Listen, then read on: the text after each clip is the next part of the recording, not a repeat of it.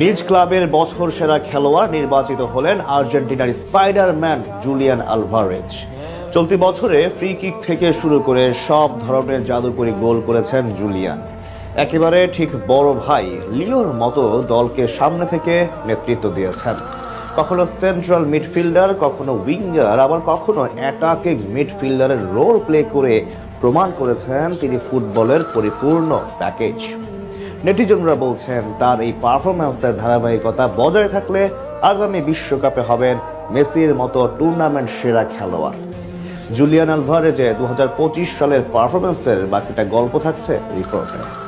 এ দুনিয়াতে কোনো তর্ক বিতর্ক ছাড়াই ফুটবলের পরিপূর্ণ প্যাকেজ লিওনেল মেসি। ইউরোপের পুরো ক্যারিয়ার জুড়ে একই ধারে আর্জেন্টাইন ক্যাপ্টেন যেমন ছিলেন নাম্বার 9, নাম্বার 10 এবং নাম্বার 11। ফুটবল পিচের অ্যাটাকিং লাইন আপে এমন কোনো পজিশন নেই যেখানে মেসি পারফরমেন্স করেননি। ক্যারিয়ারের শুরু থেকে প্রথাগত উইঙ্গার হয়েও গোল স্কোরার, প্লেমেকার সবটাই করেছেন লিও। তবে মেসির ইউরোপের ক্যারিয়ারের বিদায়ের পর প্রশ্ন ছিল কে ধরে রাখবে মেসির লিগাসি।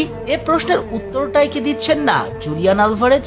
অন্তত 2025 সালে যা করেছেন তা দেখে আপনি নিশ্চয়ই বলবেন আর্জেন্টাইন স্পাইডারম্যান